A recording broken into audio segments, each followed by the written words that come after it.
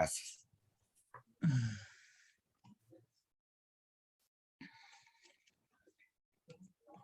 Ay, yo espero que en estos 4 minutos me dé tiempo de fumar medio cigarro. Sí, cierto. Buena idea. Sí. ¿Y cómo has estado? Ya no has venido para acá, ¿verdad? Sí, a pesar de estar de sabático. A pesar de estar pues es que en la pandemia nadie nada. Sí, sí, pero bueno, ya con todo esto de la pandemia, he participado a tantos eventos. Sí, Bueno, a sí, pesar sí. de la diferencia del horario, ¿no? Porque son las 3 de la madrugada aquí. Ahorita, wow. Sí, ya me acostumbré más o menos. Pues sí, Pero también por... a fin de cuentas ya parece que podré ir a México ya. Ah, qué bueno, Ya se ha qué bueno. normalizado un poquito más que antes, ¿no? Sí, sí, Tanto en México como en otras partes del mundo. Entonces, así es. estoy pensando en salir ya, aunque sea por unos meses, ya Mm. estoy pensando en salir de Japón dentro de unas semanas Ah, qué bueno, qué bueno. para Pero pasar. eso de las 3 de la mañana, eso te pasa por escoger un campo de trabajo tan lejano a tu lugar donde tú vives. Bueno, eso gracias al año sabático, ¿no? Porque no tengo que dar Mm, clase. claro, No necesariamente tengo que estar despierto en el día. claro. Ay, bueno, 13, faltan 2 minutos, yo voy a hacer lo más puntual que se pueda, es decir, esperar los 2 minutos más Ok. y comenzamos. No sé si están ya todos presentes, está, perdón, presente Víctor Salazar y Carlos Barreras, sí, está presente Miriam Hernández Sí. y... eh, Juan Castillo. Sí, buenas tardes, presente. Buenas Ah, tardes. buenas tardes. Bueno, sí, le comentaba, no sé si ya estaban y alcanzaron a escuchar, le comentaba yo a Yukitaka que van a tener 15 minutos para hacer su presentación cada uno. Estas presentaciones que son de 2 autores, no es 15 minutos para cada autor, sino 15 minutos en el total de la presentación. No sé si van a hablar los dos o solo uno, pues ustedes saben cómo se organizan, pero solo 15 minutos. Y después, al final, va a ser la ronda de preguntas y discusión. Yo voy a juntar 2 o 3 preguntas por cada vez. Primero preguntan 3 personas y entonces ya se hacen las respuestas y así, para optimizar el tiempo, porque pues luego es más tardado si se pregunta y de inmediato se contesta, ¿no? Entonces, pues así. Y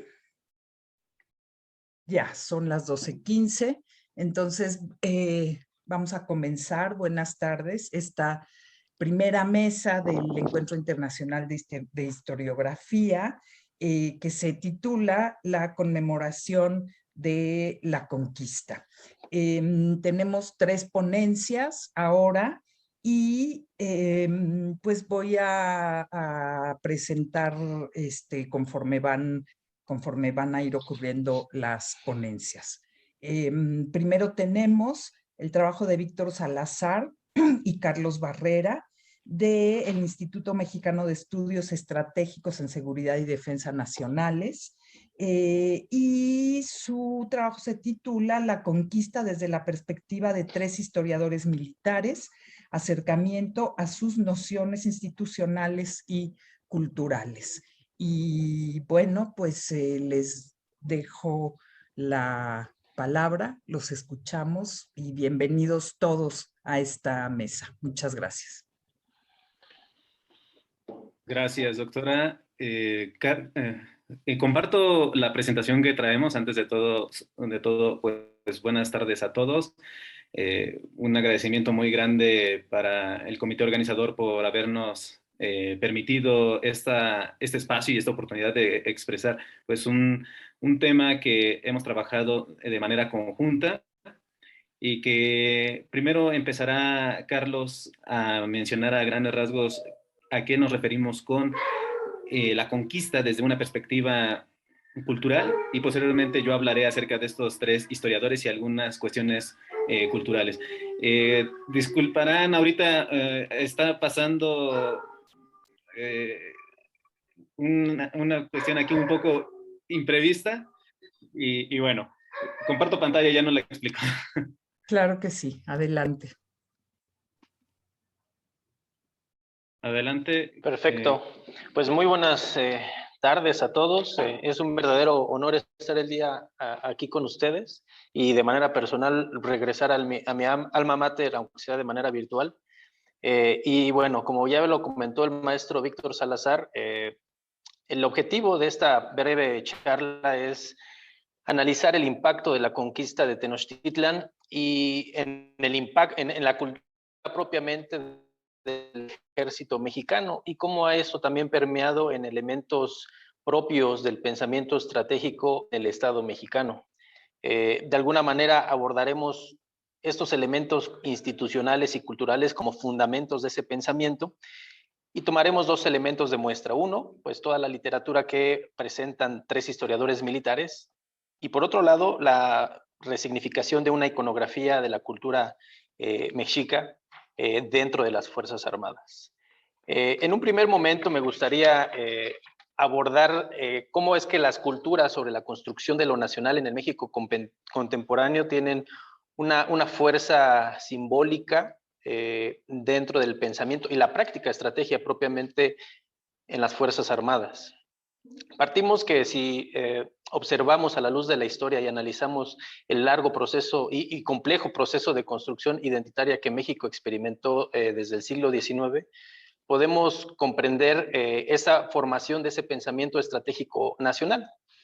Ese pensamiento estratégico nacional que deviene del proceso de la conquista y posteriormente de la independencia y se consolida en la revolución, rige actualmente, probablemente desde la segunda mitad del siglo XX a la fecha, una lógica práctica en la élite de política estratégica y que tiene incidencia propiamente en la formulación de políticas de seguridad, de desarrollo, de defensa, y me refiero propiamente al nacionalismo defensivo. Esta es una concepción identitaria y que se alimenta de dos fuentes, como ya refería previamente, institucional y cultural. Y tiene su origen propiamente en una poderosa ingeniería simbólica basada en un patriotismo criollo novohispano que tenía un objetivo principal, que era construir la idea de una nación independiente del dominio español, por un lado, y con el paso del tiempo, pues, mitigar y evitar la influencia estadounidense. Este pensamiento nacionalista, y que adquirió con el paso de los años un carácter legal o legalista, digámoslo, todo basado en normas, tanto nacionales como internacionales, también un carácter nacionalista, es decir, se ponía como principal prioridad defender lo interno, lo nacional, y para ello pues se requería una postura preeminentemente defensiva y en el cual las Fuerzas Armadas jugaban un rol principal. Esta política estratégica que da origen al nacionalismo pues puede argumentarse, y así lo señalan varios historiadores, que se sustenta en los sentimientos de la nación en 1813, pero es a partir de la formulación de una doctrina, de la doctrina Carranza hacia 1915, que realmente toma una validez y con la incorporación del espíritu de esa doctrina a la Constitución del 17, pues es que se lleva a la materialización. La vigencia ideológica del nacionalismo defensivo a lo largo del siglo XX pues fue, digamos, reproduciéndose de manera muy, muy particular a través de la doctrina Isidro Fabela, la doctrina Estrada, la doctrina Cárdenas, la doctrina Díaz Ordaz, y precisamente a partir de la década de los 80 se observa que ese enfoque del nacionalismo defensivo que refería pues se diluyó como un proceso de resignificación de la historia. Es decir, surgió una tensión dentro de las élites políticas, incluyendo pues en este caso otros actores como la sociedad misma, los militares, los empresarios. Y esa tensión radicaba en el deseo de defender, en el histórico deseo de defender la soberanía, pero también la creciente aspiración de integrarse a una economía global. Es así, desde el fin del milagro mexicano, en la década de los 70, que hubo una serie de cambios de paradigmas políticos, económicos, sociales, y en este caso, pues, digamos, intelectuales, y que estaban relacionadas con la perspectiva de lo nacional. Y como ya mencionaba, a partir de la época de Miguel de la Madrid, se surgen esfuerzos por resignificar varios acontecimientos históricos y que si lo aterrizamos a nuestro contexto actual, pues es prácticamente lo mismo, procesos de resignificar la historia de alguna u otra manera. Ahora esto, digamos, para cerrar e integrar estas ideas,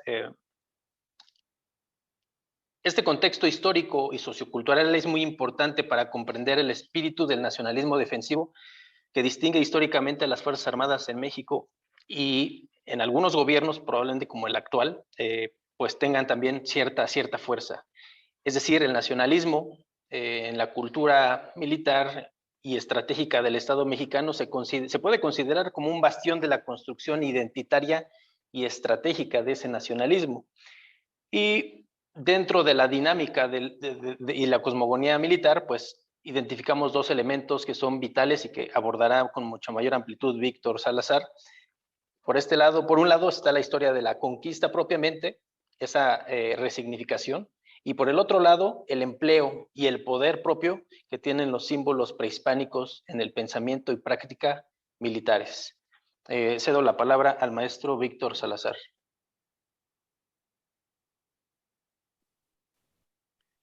Muchas gracias, Carlos. Aunado ya a lo que acaba de exponer, esta cuestión acerca del surgimiento de una identidad desde el contexto criollo, sabemos que no es algo tan nuevo, sino que desde el siglo XVI, ya con los trabajos de Enrico Martínez, Francisco Hernández, entre otros, ya se estaba construyendo como esta idea de una patria, de una nación, propiamente dicho, ya se estaba construyendo esa noción de que somos diferentes de España y somos únicos, ¿no? Se está ya hablando de una nueva patria. Y por supuesto, los ilustrados en el siglo XVIII lo van a llevar a su máxima expresión. Por ejemplo, los trabajos de Francisco Javier Clavijero, de Antonio de León y Gama, del mismo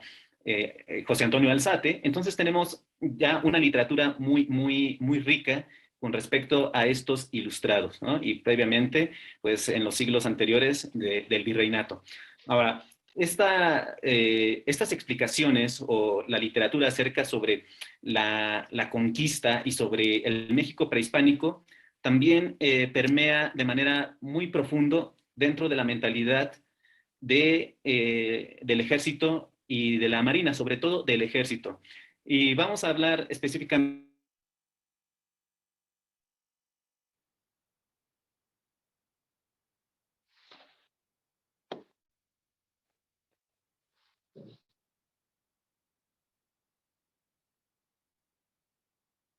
en 1901, donde el general Reyes hace una descripción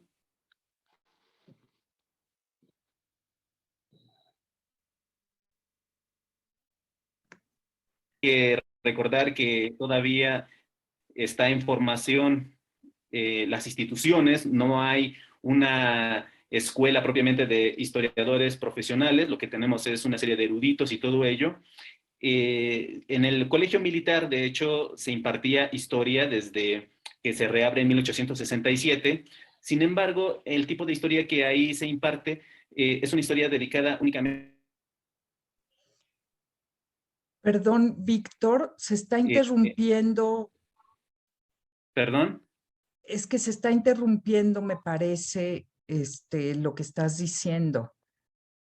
¿La conexión está mala? Parece sí, pero bueno, parece que ya si todos apagamos nuestras cámaras. ¿Se escucha ya con claridad? Sí, ya, adelante, perdón. Ok, a mi cámara entonces también. No, no hay ningún problema, gracias, al contrario. A ver, por aquí está. Listo. Como he mencionado, entonces tenemos que se dan en un principio una escuela que no era propiamente de historia analítica, sino de historia militar, que se dedica a estudiar cómo se suscitan las batallas, el por qué un bando gana y por qué otro pierde, etcétera. Pues Bernardo Reyes hace un análisis bastante aceptable para el momento. Sin embargo, hace una visión totalizante, ¿no? Porque para él la caída de México Tenochtitlan significó prácticamente el fin de la civilización. Ahora, también años más tarde tenemos la aportación de Daniel Gutiérrez Santos, quien en 1900 punto de vista genial acerca sobre la conquista, ya que él hace una tipología acerca de los tipos de combatientes que existían o que vienen de Castilla. Varios de ellos, como él menciona, son empresarios, no reciben un ingreso por parte de la corona. Entonces, él explica bastante bien este proceso que va desde las exploraciones, por supuesto, hasta el proceso de caída de México Tenochtitlan, y posteriormente él habla acerca del proceso de conquista hacia el norte. En 1979, casi 2 décadas después de que se publica el libro de Historia Militar Mexicana, sale y la parte de la conquista la escribe el general Jesús de León Toral, quien, al igual que nuestro autor anterior, también estudió en la Escuela Superior de Guerra. Sin embargo, su visión acerca de la conquista es totalmente diferente, ya que él habla acerca de un proceso también meramente también totalizante. Él habla acerca sobre cómo el ejército mexicano tiene sus orígenes desde el ejército mexica, ¿no? E incluso, pues, desconsiderando a otras culturas mesoamericanas.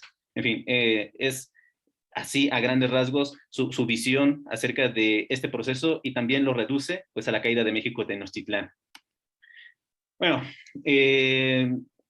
si lo vemos en la literatura, que las explicaciones son múltiples, también lo vamos a encontrar, por supuesto, en la enorme iconografía que aún hoy está vigente dentro del ejército mexicano, que va desde sus escuelas hasta el actual icono principal de esta institución. Y es algo que no solamente abarca de manera a una institución totalmente, sino también abarca a sus múltiples unidades de combate. Aquí tenemos algunos ejemplos de cómo las actuales unidades de combate del ejército mexicano pues van retomando símbolos hispánicos, no todos ya mexicas, sino que ya observamos algunas figuras, algunas deidades que también ya están retomándolos y que están siendo resignificados. Esto es importante mencionarlo, ya que si bien no es como para tenerlos como un modelo a seguir o como una cuestión de rendirle pleitesía a esa historia, sino que al mismo tiempo estos símbolos implican a un grupo de individuos que realizan prácticas y tienen costumbres y tienen tradiciones por sí mismos. Entonces, estamos hablando que le dan como configuración a su cultura organizacional. Y es algo que no es nuevo dentro del ejército. Algunos ejemplos acerca de cómo a principios del siglo XX, pues ya se rescatan justamente estas figuras prehispánicas y cómo se pone a colación justamente pues los festejos de la conquista y por supuesto el encuentro o la llegada de Colón a las Antillas. Bueno, para finalizar, por favor, las conclusiones las dará el doctor Carlos y bueno, pues aquí estaremos. Y bueno, ya nada más para cerrar, como podemos observar, la conquista pues representa todo un acontecimiento que ha dado forma a la actual cultura del ejército, de la Fuerza Aérea, pero incluso se ha desbordado hacia el pensamiento estratégico, incluso de las élites políticas de ciertos sectores. Como ya se refirió, tanto la literatura como la iconografía son dos referentes que lo sustentan, y que en la vida diaria de las Fuerzas Armadas, de los militares, pues desde los planteles militares como el Heroico Colegio Militar, la Escuela Superior de Guerra, el Colegio de Defensa Nacional, pues son visiones, es una cosmogonía que está presente en todas las actividades y que de alguna manera inspira esta cultura estratégica, como refería, del nacionalismo defensivo. Esto no nada más tiene implicaciones en el pensamiento, sino también en la práctica militar, incluso hasta nuestros días. Pues por nuestra parte sería todo y agradezco muchísimo su atención. Muchas gracias. Muchas gracias por su trabajo. Y bueno, ahora que pasemos a la discusión, yo tendré algunas preguntas y seguramente otros de los presentes tendrán comentarios. Vamos a pasar entonces a la segunda ponencia del día de hoy. Miriam Hernández Reina, de la Universidad de París I de la Sorbona, y Juan Castillo, de la Universidad Intercultural Maya de Quintana Roo. El título de su trabajo es Del régimen víctimo memorial sobre el pasado indígena a la reimaginación de reindigenidades del presente en México. Pues adelante. Sí, sí me escuchan bien. Buenos días. Creo que sí. Pues muchas gracias por el espacio y muchas gracias a todos por su escucha y por el interés en estos temas comunes. Y bueno, nosotros hemos preparado juntos esta ponencia que se llama Del régimen víctima memorial sobre el pasado indígena a la reimaginación de indigenidades del presente, o indigenidades. Los dos conceptos son posibles, tuvimos todo un debate sobre cómo escribir esto. Yo voy a dar lectura al texto. En general no me gusta leer, pero bueno, como esto es a dos manos, para no perder el... Bueno, doy inicio. Pues en el presente, la cultura de la memoria es la principal coordenada desde la que se piensa las identidades subalternas. Estas identidades son planteadas en el espacio público como aquellas a quienes se les debe otorgar derechos del recuerdo, de justicia, de subjetividad. Sin embargo, la cuestión de la subalternidad no es nueva. Mario Rufer ya nos recuerda que desde los procesos postcoloniales de los años 50 y 60, asistimos a la recuperación de la visión de los subalternos y en especial a la memoria de aquellos que se definen como los invisibilizados por los sistemas coloniales de producción del saber. Es decir, es a partir de esta época que se genera todo este interés por recuperar la condición postcolonial, la subalternidad y los pasados olvidados. México no ha sido la excepción en cuanto a la relectura de estos pasados coloniales desde la óptica de la memoria. Vamos, en lo que va del sexenio lo hemos visto muy bien. Este sexenio conmemorativo del presidente Andrés Manuel López Obrador ha desplegado una considerable inflación memorial sobre el pasado indígena, interpretado específicamente como un pasado que debe ser resarcido a través de políticas de memoria. Recordemos que, bueno, han sido creadas instituciones para resguardar, resarcir, conmemorar, principalmente el pasado de los llamados pueblos originarios. A este efecto se creó, por ejemplo, la Coordinación de Memoria Histórica y Cultural, que, bueno, no solo atiende eso, pero una parte fundamental, vertebral, es el pasado indígena.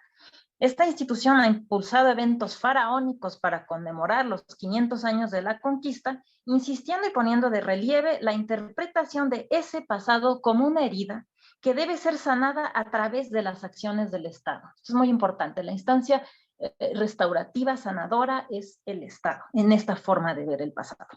Esto, bueno, esta forma de ver el pasado, que incluye la ya típica exigencia de disculpas históricas por parte de España, no es exclusivamente mexicana, ni tampoco nació con la administración actual.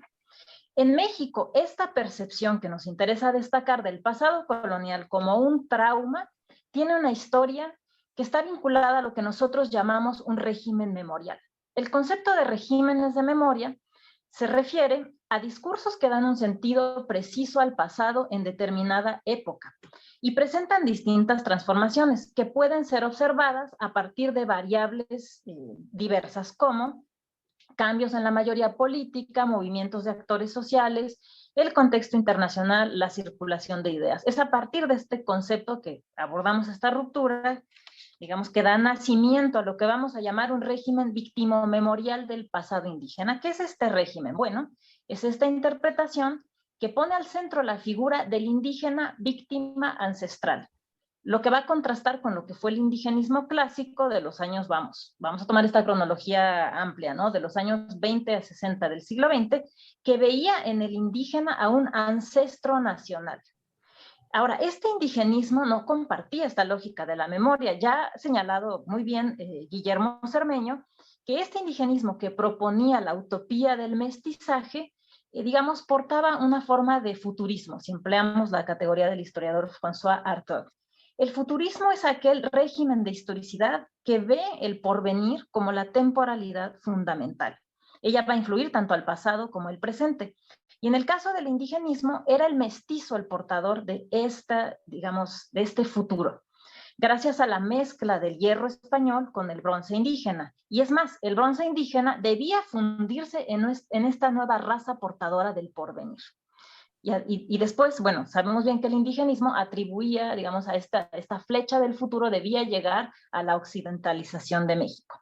Es así como nace la idea de México como un país con un pasado indígena, un presente mestizo y un futuro occidental. Curioso régimen de historicidad. Esta visión de la historia, digamos, que pervivió en la era de oro del indigenismo, por tomar conceptos de otros historiadores, fue denostada fuertemente por la antropología crítica sesentera y setentera. Digamos, una generación que estaba compuesta por antropólogos mexicanos, latinoamericanos, europeos, que empezaron a definirse como aquellos intelectuales comprometidos con los indígenas subalternos u olvidados de la historia. Interpelaban al indigenismo, que se planteaba el mismo como una política de civilización del indio. Más bien ellos lo pensaban como una gran empresa de etnocidio que habría comenzado con la conquista, el descubrimiento y la conquista de América. ¿Qué significaba etnocidio? Para el etnólogo Robert Jolin, digamos uno de estos antropólogos críticos, él era francés, este etnocidio significa la destrucción cultural, la destrucción identitaria de las lenguas, de las cosmovisiones, y más aún, lo vemos en los archivos de la época, no traje fuentes porque, bueno, sería un poco cansado, ¿no?, de hacer la lista de las fuentes de esa época. Veían a este etnocidio como una destrucción de la memoria histórica. Y bueno, la solución que proponían, digamos, en México va a ser expresada por uno de los antropólogos críticos más destacados, que fue Guillermo Bonfil Batalla. En su obra magna, este antropólogo mexicano no solo nos habló de etnocidio y de destrucción cultural y de la identidad indígena, sino de una colisión perpetua entre dos Méxicos: el México imaginario de raigambre europea y el México profundo de estirpe indígena y mesoamericana. Ante esta colisión de estos dos contrarios, muy leído en tono de historia marxista, la única vía de salida de ese conflicto sería la forja de una nación pluricultural. Esto Batalla ya lo decía en los 70 y en los 80, y bueno, y un poco antes de morir en los 90. Y bueno, con la aparición de la ideología del multiculturalismo, que justo le tocó a Bonfil Batalla hacia los años 80, este régimen victimomemorial sobre el pasado indígena, curiosamente se convierte en retórica oficial e institucional.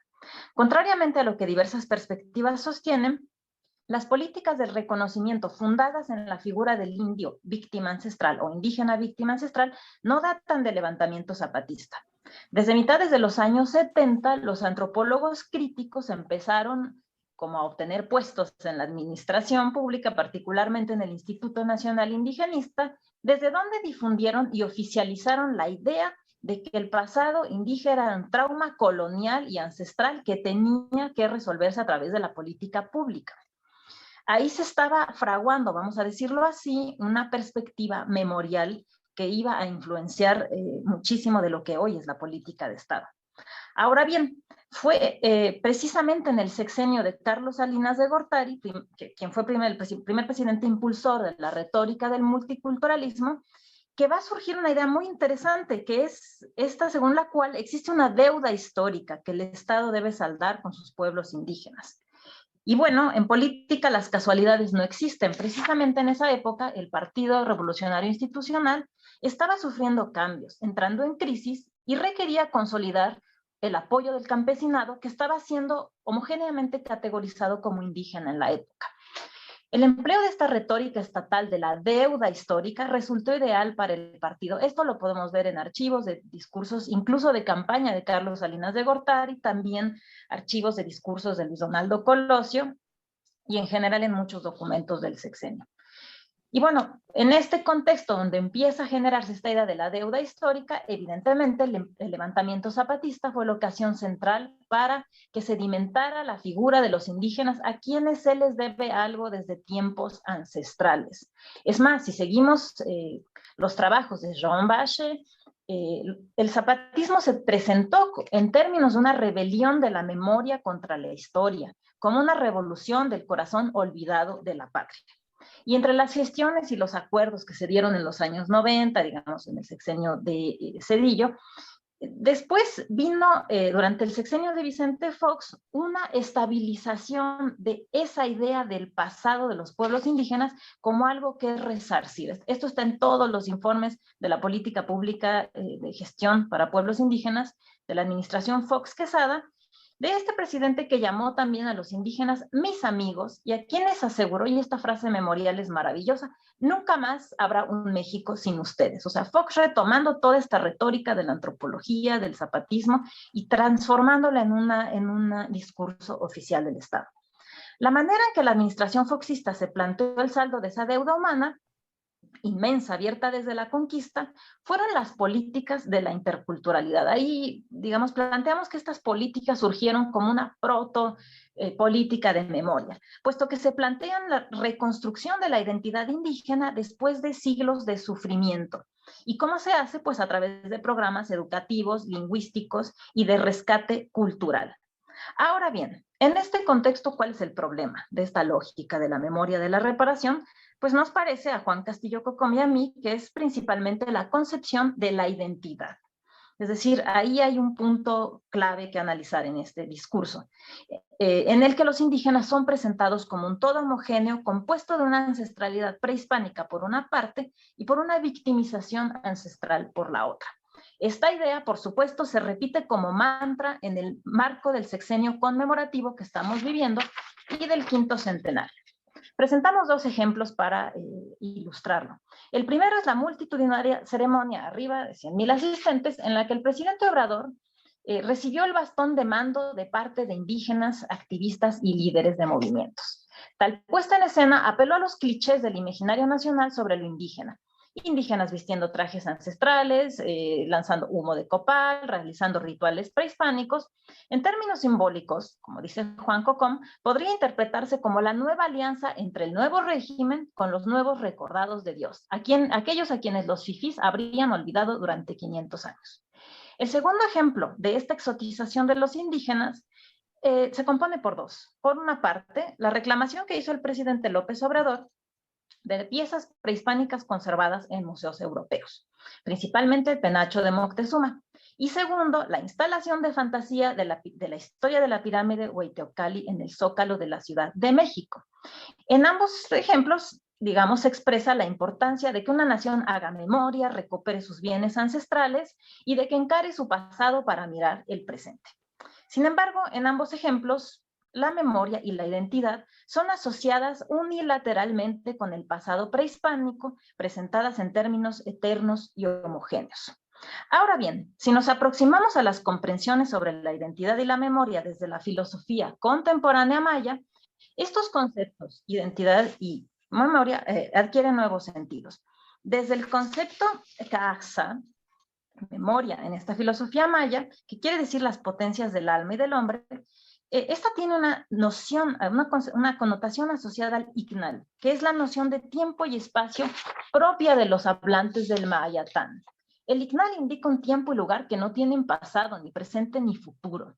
Es más bien una cierta presencia, una situación, una manera de situarse. En el Mayatán, la memoria no es un ciclo ni una línea temporal, como esas ideas que tanto fascinan a los antropólogos expertos en la cuestión indígena. Al contrario, la memoria no es eterna ni es siempre la misma, es más bien una situación desde la que podemos olvidar. La visión memorial del pasado indígena es presentada en la retórica oficial como un asalto a la colonización, como un resarcimiento de ese pasado puro, prístino, prehispánico. Es una fuerza que simula desbaratar los discursos indigenistas y fracturar los discursos homogeneizantes. Walter Benjamin analizó los efectos culturales que causó el surgimiento del capitalismo en los siglos XIX y XX. Estudió el fragmento, el vestigio y la imagen en vez de las continuidades.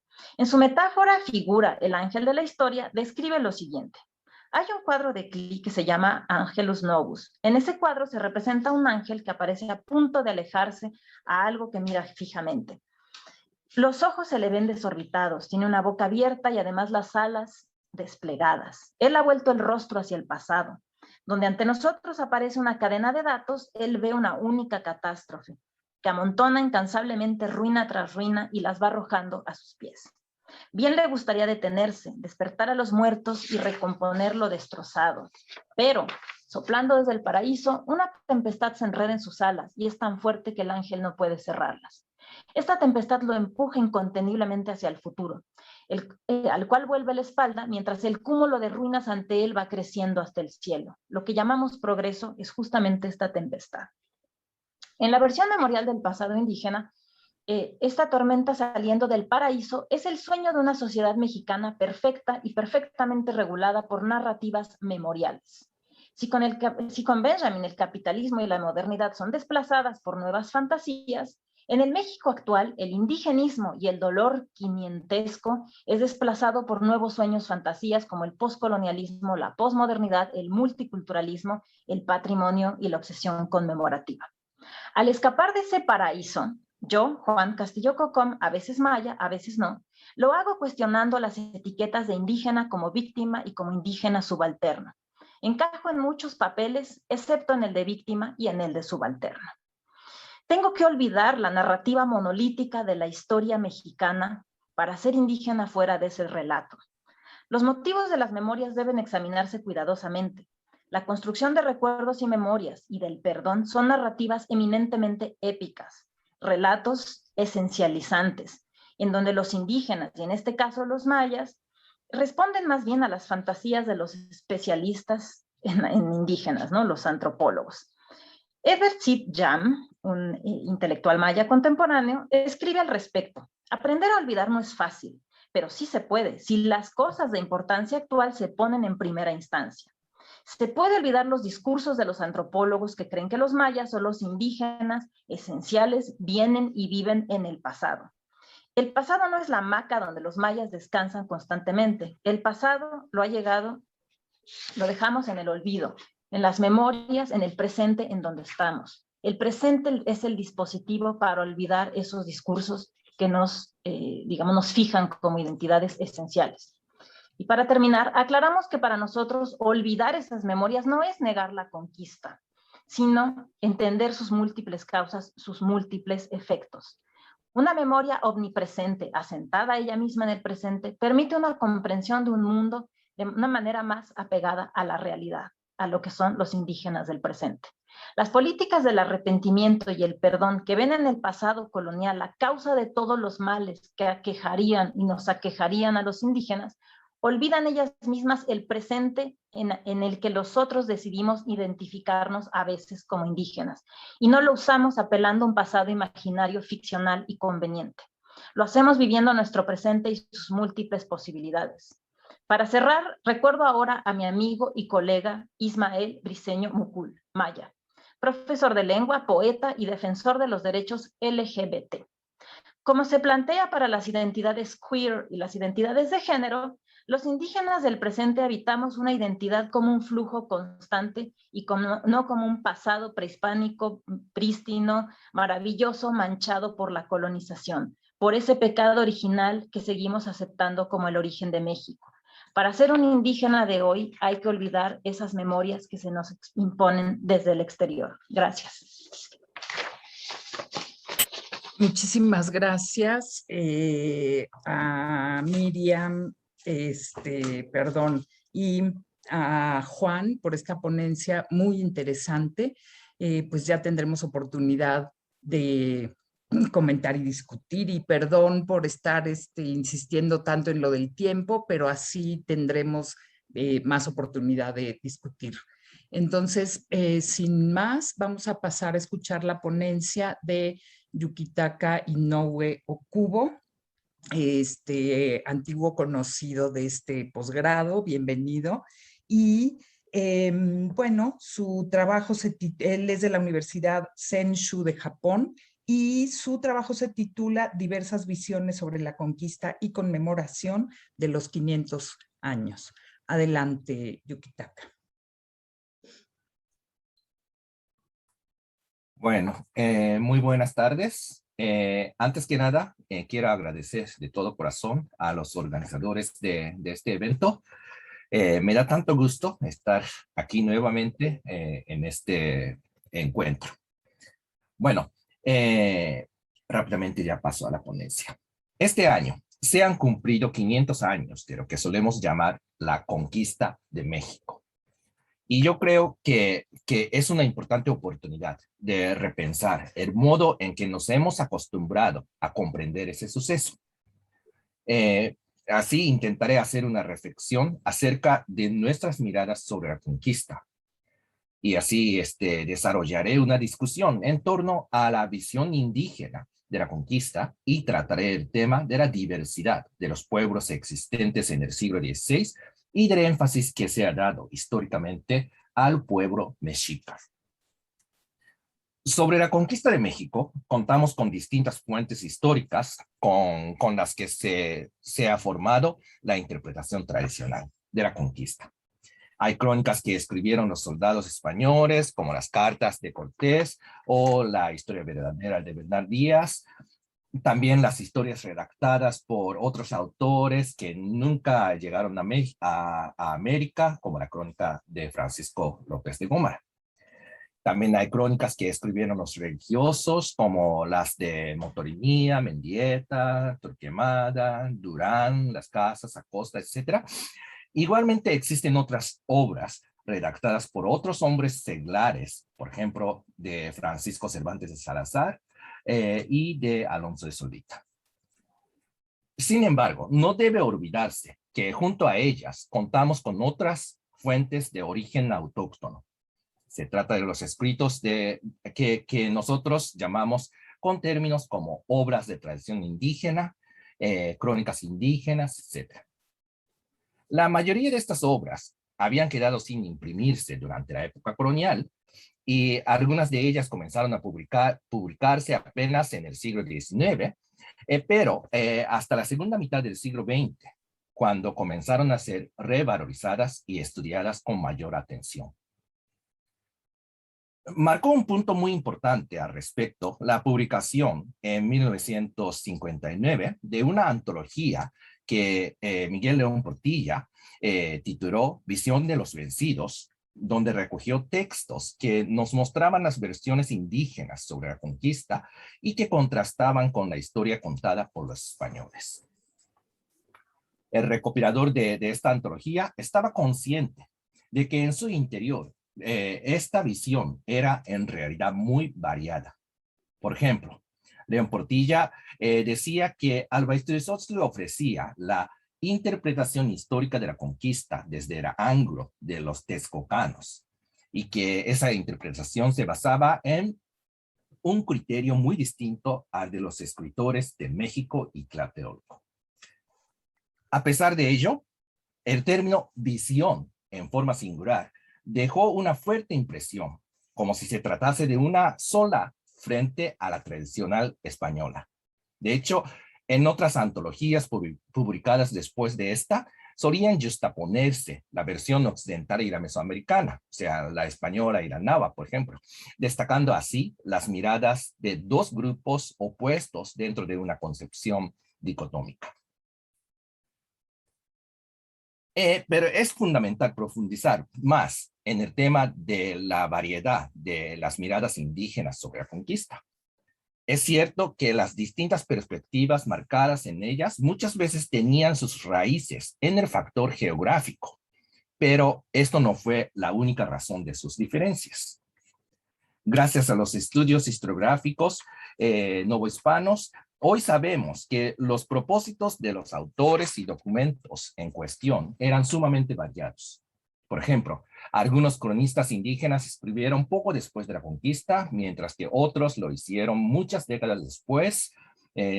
Ciertas crónicas tenían la intención de conseguir privilegios de quienes las escribieron, o bien para su familia o grupo al que pertenecían, mientras que había otras obras que presentaban una interpretación ya histórica elaborada. En fin, se puede afirmar ahora que la variedad que encontramos en las crónicas indígenas no solamente provenía del origen geográfico étnico, sino también de muchos otros factores temporales, sociales, políticos, etc. En las investigaciones históricas, la idea de los vencidos ha sido reconsiderada recientemente. En las últimas décadas se ha discutido, propuesta la idea de indios conquistadores. Obviamente los españoles fueron conquistadores, pero eso no significa que fueron los únicos. Los indios llamados amigos por los españoles fueron también conquistadores y vencedores. Conocemos relaciones y crónicas que desde el punto de vista texcocano escribieron la historia de la conquista.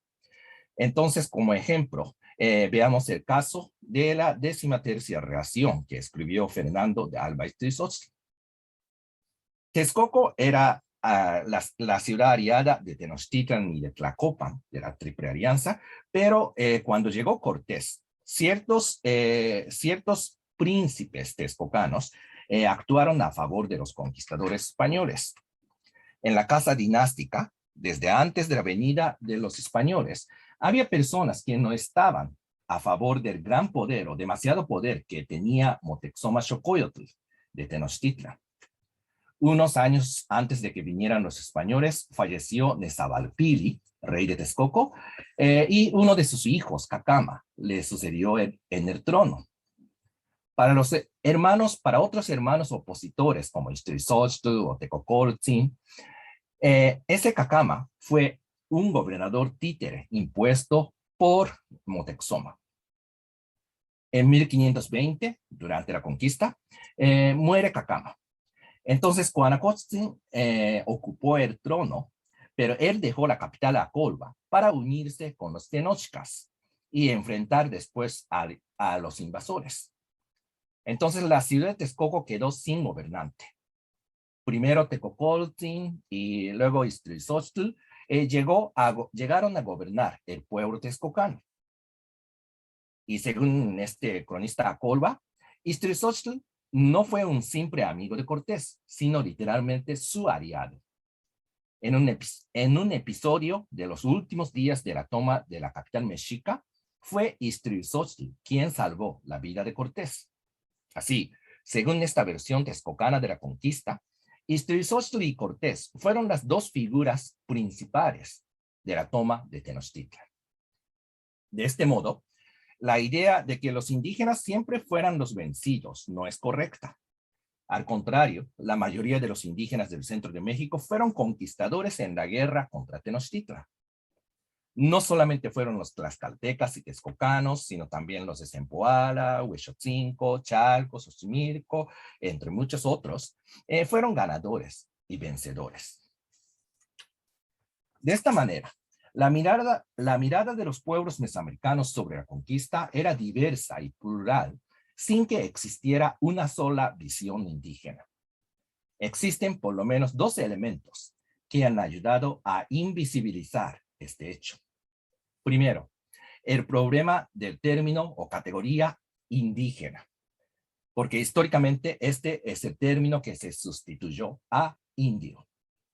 Cuando hablamos de los indígenas, el concepto indio de la época de descubrimiento sigue afectándonos. Los hombres occidentales de esa época aplicaron el término indio a los pobladores de cualquier lugar que fueron descubriendo, Colón encontró a los indios en el Caribe. También el mismo término fue utilizado cuando los españoles llegaron al continente americano. Así, los habitantes de Mesoamérica, también los de la zona andina, fueron integrados a esa categoría. Cuando llegaron a las islas más allá del Pacífico, los chamorros de las Marianas, así como los tagalos y otros pueblos filipinos, también fueron agregados a esa categoría de indio. Así, las fuentes históricas escritas por los españoles denominan indios a todo habitante de cualquier lugar a donde llegaban. Es cierto que algunos estaban conscientes de que la categoría del indio comprendía diferentes tipos de pueblos, como se puede ver en el caso de una obra que escribió el jesuita José de Acosta. Sin embargo, es importante recordar que al aplicar genéricamente el término indio a todos ellos, se oscurecieron o incluso borraron las diferencias que existían entre los distintos pueblos que en muchos casos ni se conocían entre sí.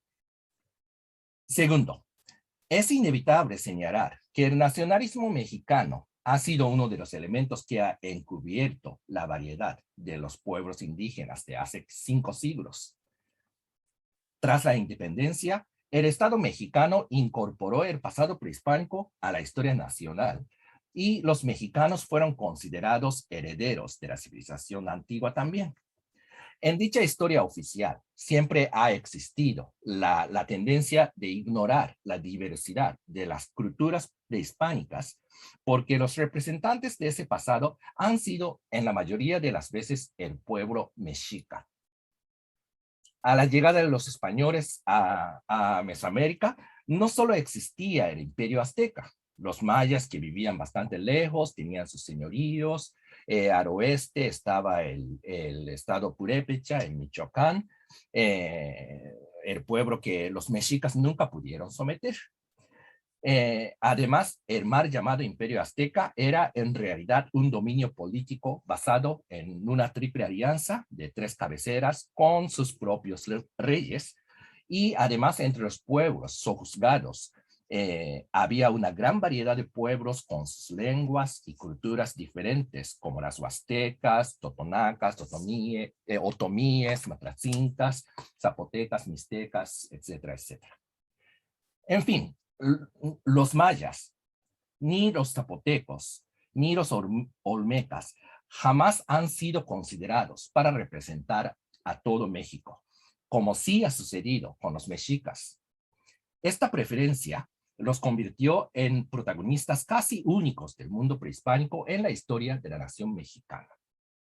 Típico ejemplo de tal interpretación puede palparse en el escudo nacional, que no es sino la escena de la fundación de Tenochtitlan. Otro ejemplo sería el Museo Nacional de Antropología, donde se refleja tajantemente el papel principal adjudicado a los mexicas. La historia nacional construida hizo que el pueblo mexica se convirtiese en antepasados de los mexicanos modernos, lo cual significó al mismo tiempo ignorar el hecho de que hubiesen existido tantos pueblos, tantos diferentes pueblos que eran también antepasados de muchos mexicanos. De hecho, considerar a los mexicas como representantes de los pueblos indígenas ha afectado la interpretación de los hechos históricos. Por ejemplo, ahora dicen que la noche triste para los españoles fue la noche victoriosa para los indígenas, lo cual no es nada cierto. Si bien es verdad que fue una batalla de gran victoria para los mexicas, no necesariamente fue lo mismo para otros grupos indígenas. De hecho, muchos tlaxcaltecas fueron muertos. O sea, para ellos era una noche triste, obviamente. Otro ejemplo es el mito de los traidores de la patria. Se ha hablado tanto de esto, de los tlaxcaltecas como de Malinche. Pero es difícil afirmar lógicamente su felonía, porque en aquel mundo mesoamericano de principios del siglo XVI, Tlaxcala había sido rival de Tenochtitlan. No existía una patria común. a la que los tlaxcaltecas pudieran traicionar. Cabe decir que la patria de los mexicas era Tenochtitlan y la patria de los tlaxcaltecas era Tlaxcala.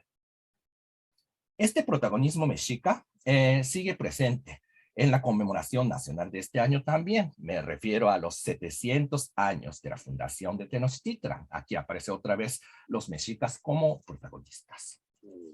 Bueno, para terminar, hasta aquí hemos discutido las diversas visiones indígenas acerca de la conquista y dos elementos que han encubierto esa diversidad. Y se requiere profundizar el estudio histórico sobre el concepto indio-indígena, así como sobre el protagonismo mexica en sus diferentes etapas históricas. Tras la reflexión que hemos hecho hoy, podemos ver que abundan temas para profundizar. Por ejemplo, ¿qué idea del indio tenían los criollos de la época novohispana tardía o también en la época de la independencia? ¿Cómo fue representada la civilización antigua entre los intelectuales de la nueva nación independiente, etcétera? Entonces, hay muchas tareas que tenemos que ir resolviendo todavía y espero que esta pequeña reflexión sirva de un comienzo para abrir los pasos de varios temas de estudio en el futuro. Muchas gracias.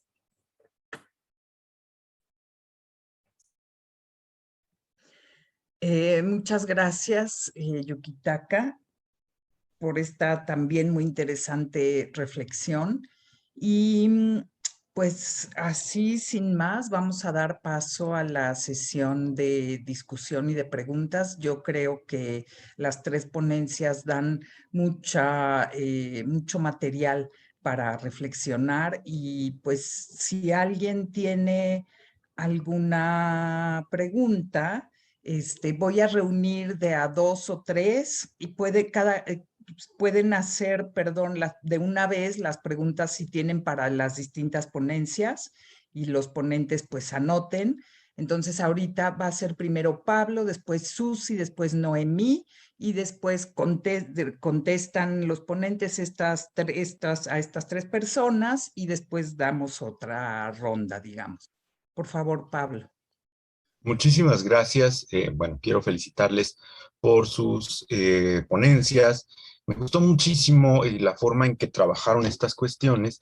Primero, con respecto a la primera del ejército, es muy claro como está este enlace que se trata de hacer. De hecho, tenía mucho tiempo que no se movía esta maquinaria indigenista en el ejército tan potentemente como ahora se está haciendo. Incluso no sé si consideraron también analizar este spot que se está sacando ahora de las Fuerzas Armadas como continuadoras de lo indígena. Hay un spot que está, me parece que está en YouTube y yo no lo he visto en la tele, pero sí está en YouTube, y de hecho es en Teotihuacán y toda la cosa esta de que las mismas fuerzas que defendieron antes para la invasión, ahora están defendiendo, pues no sé contra qué, pero están defendiendo, ¿no?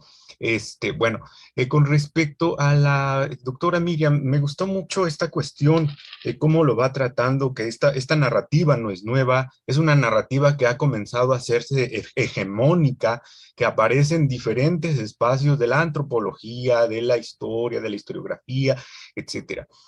Mi pregunta sería más bien, ¿por qué creen ustedes que es tan exitosa? ¿Qué le da tanto éxito, tanto a nivel académico como a nivel, pues general? Y lo digo porque, de hecho, ahora he estado viendo como estas conmemoraciones, estas charlas, estos otros supuestos debates que en realidad no son debates, porque todos siguen la misma narrativa que es esta de somos colonizados, somos personas que sufren, ahora estamos defendiendo al indio, le estamos dando su lugar, etcétera, aunque los indígenas no participan en esos eventos, ¿no? Entonces, pero ¿por qué la hace tan exitoso? ¿Qué le da tanto éxito a este tipo de narrativas? Porque incluso veo que muchos incluso otros historiadores que ya venían como manejando esa narrativa, ahora se les está dando más impulso. Y finalmente al doctor Yukitaka, pues sí, también como hace rato decían que eran admiradores del profesor que nos presentaba la conferencia inaugural. Yo soy admirador del doctor Yukitaka, he leído bastante su trabajo. Me llama mucho la atención todas estas cuestiones que usted está señalando, no solo de que los indígenas mismos están participando en esto. La pregunta sería, uno también, como tenemos como este falso dilema o esta falsa idea de que no hay fuentes que señalen la participación de otros indígenas dentro de los procesos de conquista. Siempre consideramos que a partir de las fuentes de tradición náhuatl o de tradición indígena del centro de México se puede estudiar todo el fenómeno. Sin embargo, ¿cuál sería su sugerencia para comenzar a ampliar nuestra perspectiva no solo del proceso de conquista de historia, sino esas otras narrativas que fueron apareciendo tanto de manos indígenas como de evangelizadores, colonizadores, etcétera? Nada más. Gracias, Pablo. Por favor, Susi. Bueno, pues también me uno a las felicitaciones a la mesa. Me ha parecido muy interesante toda la propuesta como se ha presentado. Y mi comentario va más en relación a la ponencia de Yukitaka, pero también se vincula con las otras dos, así es que si también tienen comentarios, está abierta también la pregunta. Me gustó mucho cómo señaló algunas fuentes de cronistas y en algún momento de su ponencia mencionó esta visión o esta idea de los indios conquistadores o indígenas conquistadores. Por esta obra que es clave de Matthew Restall y de Laura, ¿no? Que compila los espacios, o sea, compila estudios específicos de cada espacio de empresa de conquista y nos deja ver cómo cada grupo indígena tiene una reacción diferente y una negociación distinta con los diferentes activismos o empresas. Y mi pregunta va en relación a si usted cree que hace falta hacer más esfuerzos específicamente en espacios o geográficamente ubicados para repensar esta idea de nuevas formas o nuevas interpretaciones con las fuentes. Y esto lo pienso más en relación a los títulos primordiales o los títulos reales. Esto que todavía se está trabajando un poco en Oaxaca, en Michoacán y en el Valle de México, pero que todavía falta como enlazarlo a lo mejor más y tener más obras o más publicaciones. Y en relación a la ponencia de la doctora Miriam, que era conjunta también, hay una parte de los libros de texto de los años 2000, 2010, más o menos, ya los gobiernos panistas, donde se incluye esta búsqueda de relativismo histórico, en esa interpretación más de relativismo histórico, que así le llamaban, la idea de justo esto de los indígenas conquistadores, pero no sé hasta dónde eso trasciende al sexenio de Peña Nieto o más hacia la actualidad. Entonces, hasta ese punto yo me quedo con la duda si esto se vincula también con esta visión que usted presentó más de Salinas de Gortari, o si tiene información sobre eso, si está relacionado con lo que nos presentó. Y finalmente, pues, muchas gracias. Sí, sí, a todo. Gracias, Susi. Noemí me parece que era la tercera mano levantada, ¿cierto?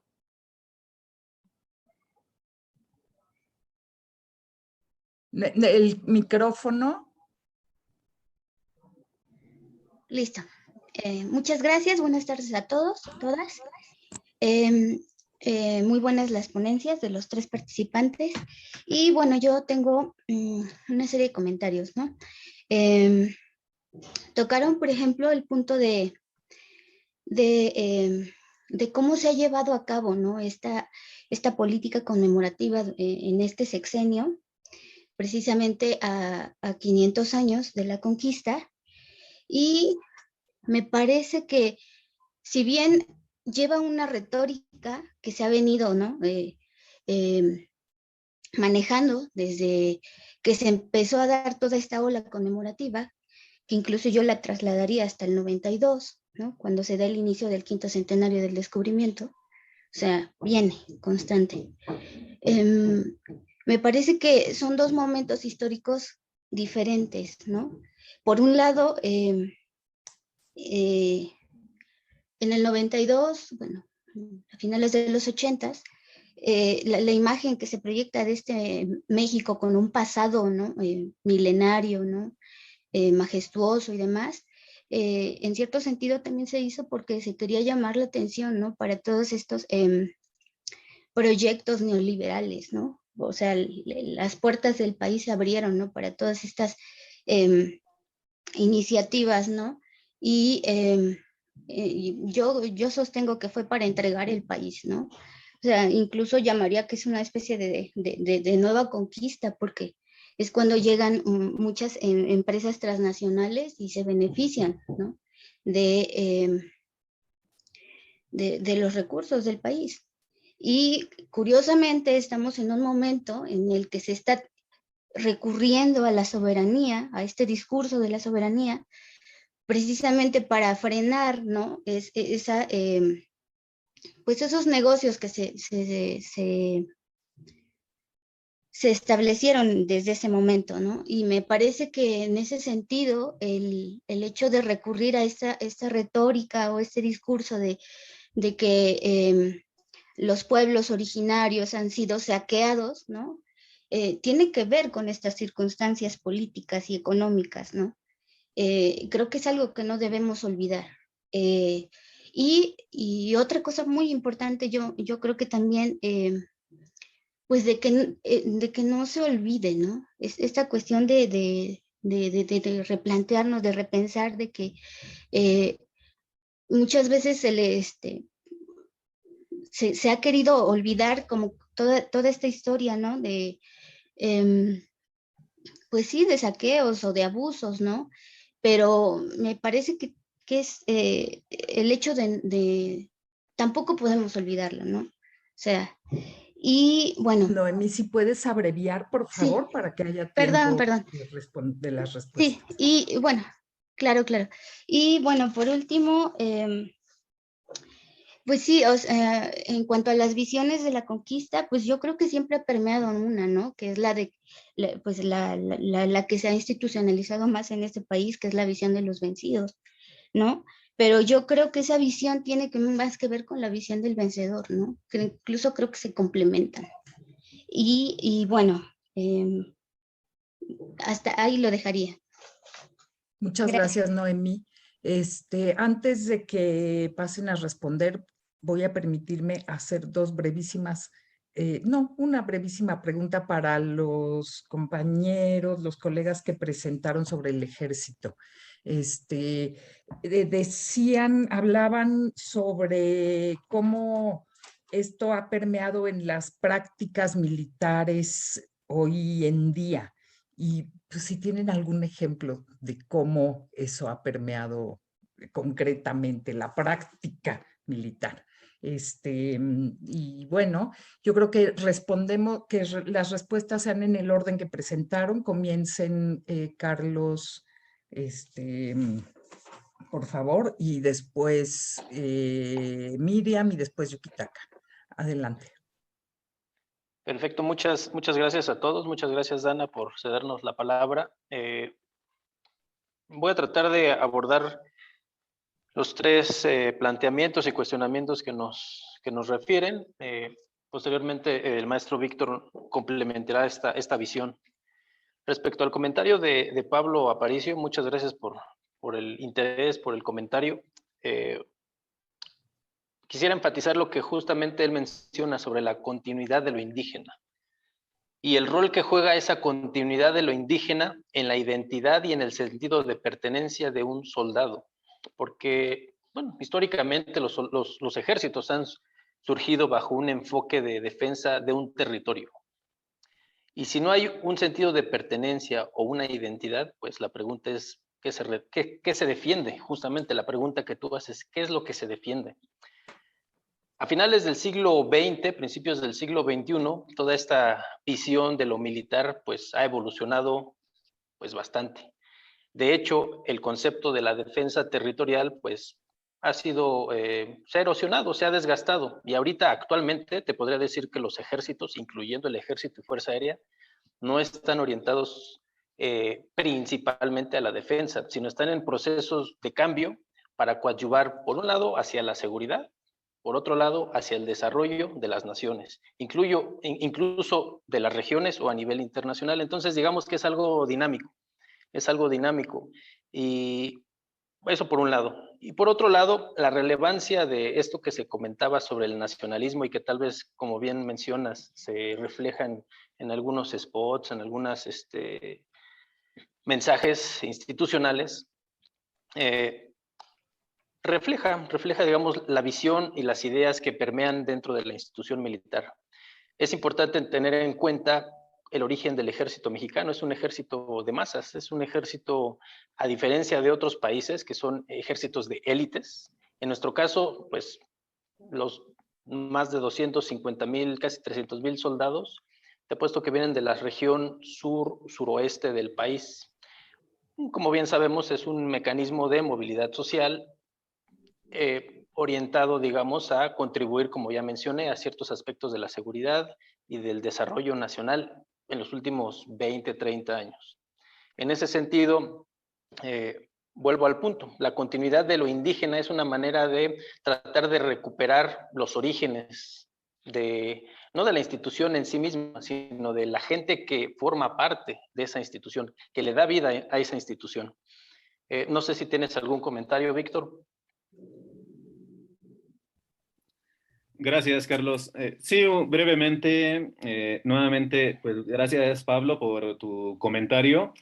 No he visto el spot que nos mencionas. Esa es una de mis tareas y hacerle muchas preguntas porque para mí me parece emblemático que se tome Teotihuacán. Como sabemos, Teotihuacán es una de las primeras ciudades que estudian los novohispanos. Tenemos el trabajo de Carlos de Sigüenza y Góngora, que hace un estudio acerca sobre esta ciudad. Después, ya en el Porfiriato tenemos, si no me falla la memoria, el trabajo de Alfonso Caso, la Sociedad del Valle de Teotihuacán. Entonces, ahí, ¿por qué Teotihuacán por principio, no? Y no el Templo Mayor, y no por qué ¿por qué no otra ciudad, incluso Xochicalco, y por qué Teotihuacán? Esa sería una de las preguntas. La otra, como bien mencionas, ¿para defendernos o para defendernos de qué? Sí, porque bien ya lo mencionaba Carlos, al parecer todavía se trata como de rescatar esa figura del enemigo en físico, como aquel ejército que viene directamente a pisar nuestro suelo y que puede ocasionarnos alguna amenaza. Pero sería muy, muy pertinente saber qué quisieron decir al dejarlo así como tan abierto. Gracias, Carlos. Si gustas continuar. Sí, claro. Muchas gracias, Víctor. Respecto al segundo comentario de Noemí Salazar, yo también quisiera resaltar lo que comentaba, ¿no? El valor del análisis, de la retórica en este contexto de la conmemoración de la conquista. Y es precisamente el enfoque bajo el cual el maestro Víctor y su servidor hemos abordado este tema, que pudiera estar como al margen o en los límites de la historiografía. Pero justamente en el instituto en el que estamos tratando de impulsar el estudio de lo militar desde otra perspectiva, pues, distinta, ¿no? Como bien saben, los estudios militares se han centrado muchas veces desde una perspectiva realista, estructuralista. Sin embargo, creo que hay elementos postestructuralistas, constructivistas, que nos permiten comprender un poco más allá de la naturaleza y de la manera en la que las organizaciones militares cumplen sus funciones y evolucionan. En este sentido, nos quisimos centrar en esa narrativa, en esa retórica, y como bien mencionaba en algún momento Víctor, esta conmemoración de la conquista es el pretexto para ver y repensarnos como miembros de una institución militar. Comentaba Noemí Salazar, es importante repensarnos para no olvidar, y en ese sentido yo complementaría, para no olvidar quién somos y de dónde venimos. Entonces, los militares, la institución militar, creo que es el principal componente social que debe no olvidar por nada quiénes son y de dónde vienen y qué defienden, haciendo mención tal vez al cuestionamiento de Pablo Aparicio. En este caso, sería importante reflexionar, o al menos yo lo hago de manera personal, si esa visión que permea aquí en las Fuerzas Armadas es una visión de los vencidos o es una visión alternativa que queremos, al menos los militares, crearnos para comprender quiénes somos? No sé si tienes un comentario, Víctor, por favor.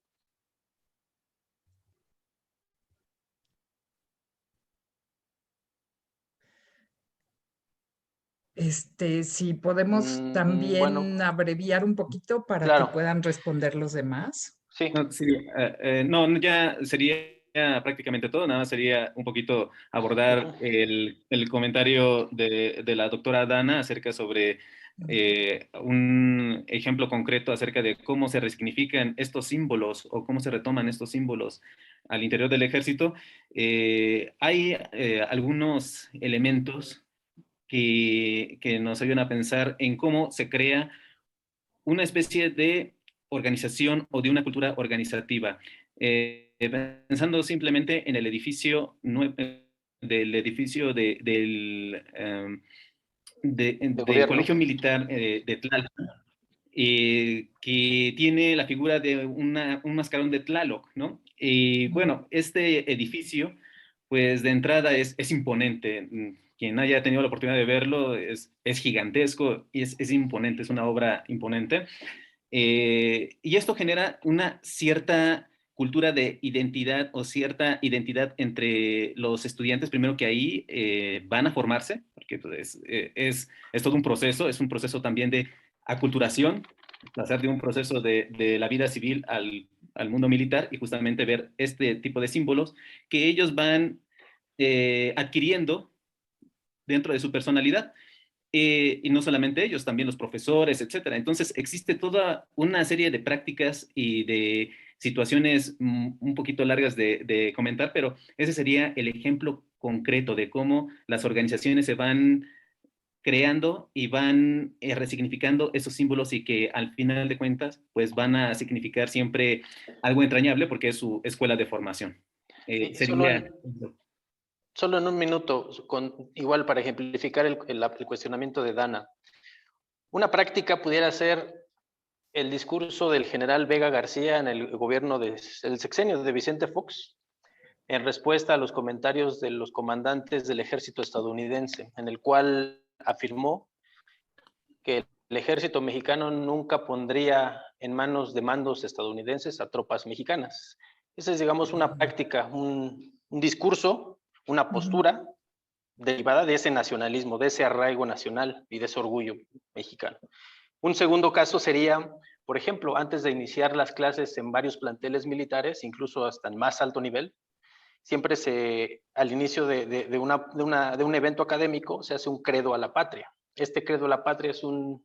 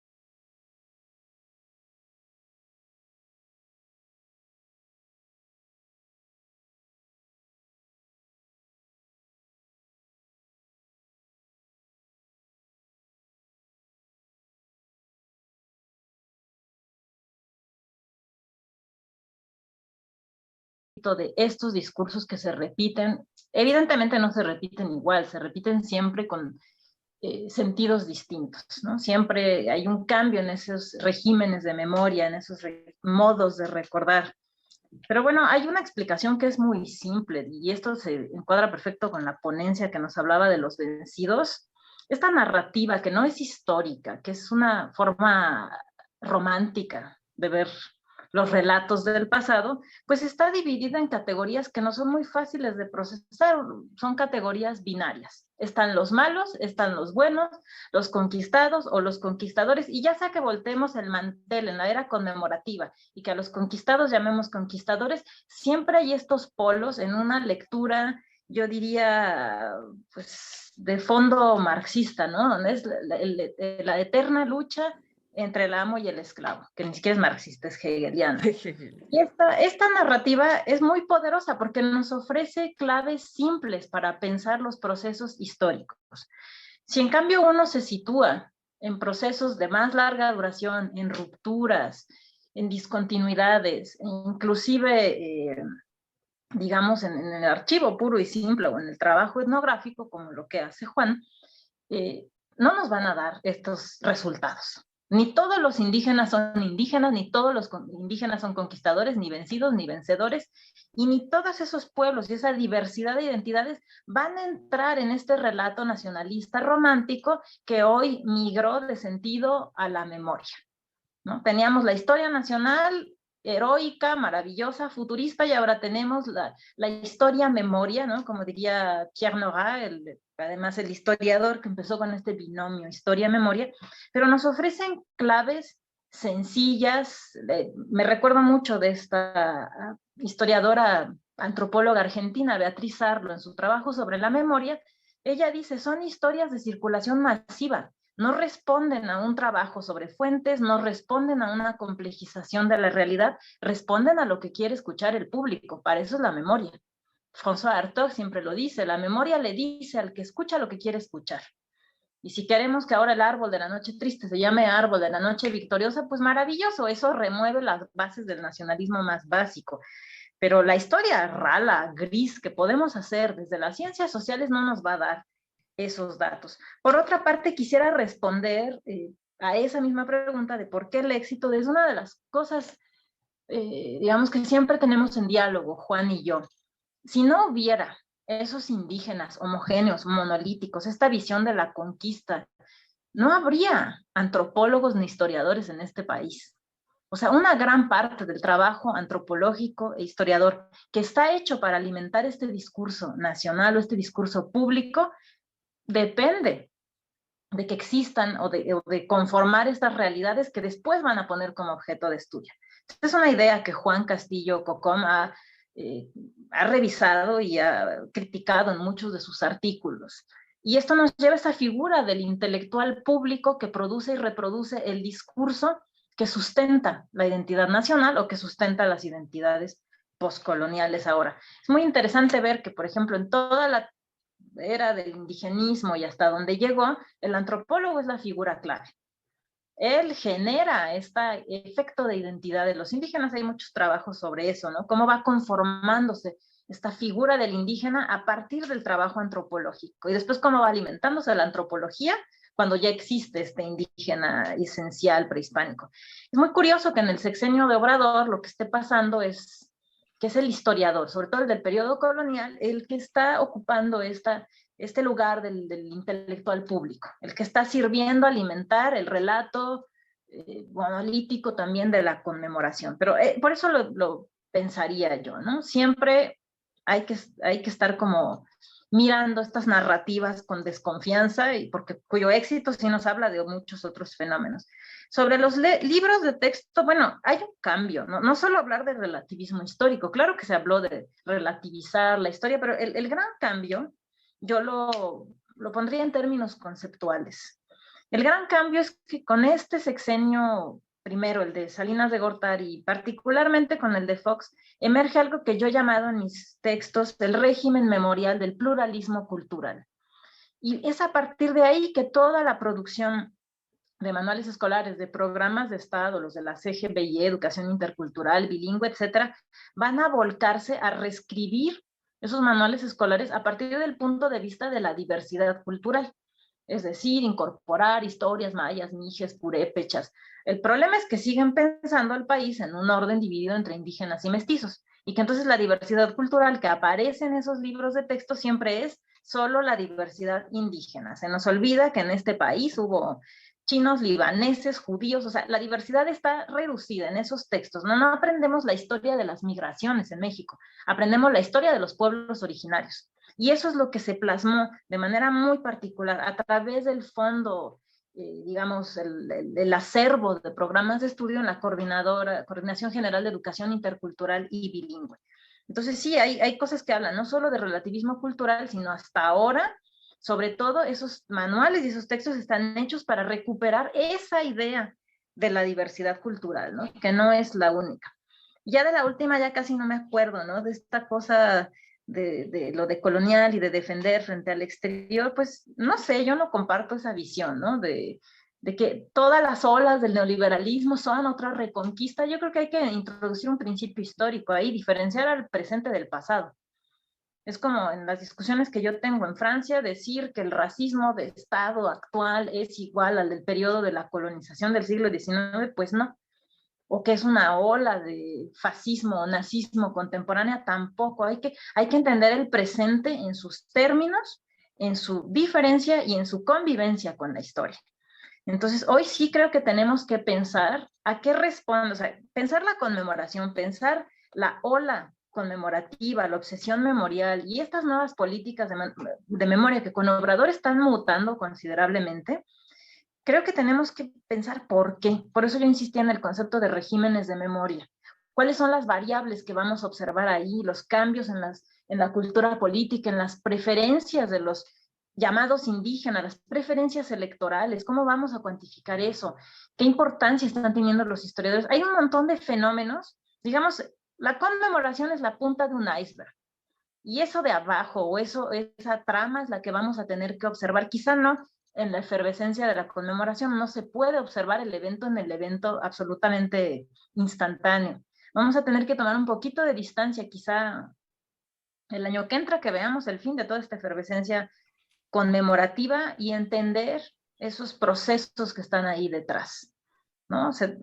Y algo habían puesto en el chat ya para terminar, porque quería leer.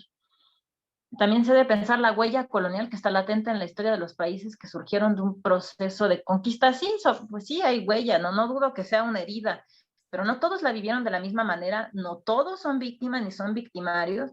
Y pues sí, es muy sencillo pensar las cosas entre víctimas, victimarios, dice Daniele Giglioli, un teórico italiano. La víctima es una figura potente porque es impermeable a la crítica. El que critica a la víctima está contra ella. Por eso es tan poderoso este discurso conmemorativo, porque está ahí asentado, fundado en esa figura incontestable y casi religiosa que es la de la víctima. Y con esto terminaría. Les agradezco muchísimo sus preguntas y a los otros compañeros ponentes aprendí muchísimo y gracias por ello. Muchísimas gracias, Miriam. Y bueno, le damos la palabra a Yukitaka y después, Yukitaka, si dejas tantito tiempo para otras preguntas, porque por lo menos había una mano levantada para una segunda ronda. Sí, muchas gracias por tantas preguntas y comentarios. Voy a contestar, pero de manera lo más breve posible. Y quisiera comenzar con la pregunta de Susi. Primero, yo creo que hay que distinguir entre la conquista de México, que en realidad se refiere a la conquista de México-Tenochtitlan, y las conquistas, así llamaría yo, de lo que corresponde al actual México. O, aunque hay diferencias, lo que correspondería a la Nueva España, o sea, una zona más amplia. Porque lo que estamos conmemorando en este año de 2021 es obviamente la conquista de México-Tenochtitlan. Pero el término la conquista de México suena como que si estuviéramos hablando de una zona más amplia. Pero tenemos que distinguir muy bien. Para conmemorar la conquista, no sé, de otros lugares, Michoacán, Oaxaca, o más allá de México, Guatemala, Honduras, etcétera, pues tenemos que esperar un rato más, unos años más, por ejemplo, para conmemorar. Eso tenemos que estar conscientes. Y por otra parte, de los documentos indígenas, como los títulos, yo creo que sí, es que en estos 20, 30 años se ha desarrollado progresivamente. Hemos tenido avances muy progresivos en cuanto a la lectura de las fuentes escritas en lenguas indígenas, ¿no? Entonces, no solo los títulos, yo diría que otros tipos de fuentes que no se han leído mucho o analizado mucho hasta el momento, podrían ser para ampliar nuestras visiones, para discutir estos problemas. Y relacionado a esto, yo creo que vale la pena mencionar lo de la 500 años de resistencia. Eso tiene dos problemas, yo creo. Por una parte,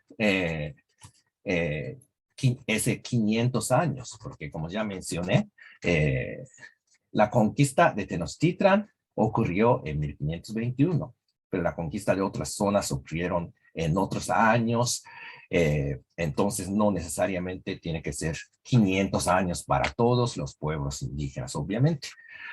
Y por otra parte, solamente resistencia, porque, bueno, como acaba de comentar Miriam, había indígenas que sí resistieron también, pero otros que se adaptaron más fácilmente a la nueva situación colonial novohispana para crear sus propias culturas, digamos, nuevas, ¿no?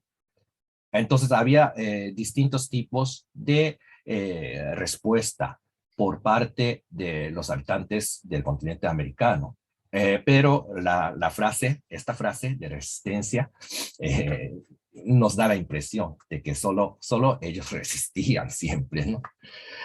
Y bueno, así sigo con lo que comentó Noemí.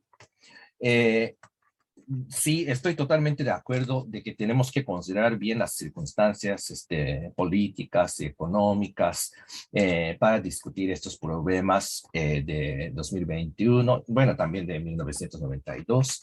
Eso sí, pero al mismo tiempo, yo creo que lo que pasó para el quinto centenario de Colón nos nutre de alguna manera para estudiar la historia. No me refiero solamente a la historia de México o historia de, no sé, Mesoamérica, sino estoy pensando más bien nuestra idea de la historia universal o del mundo.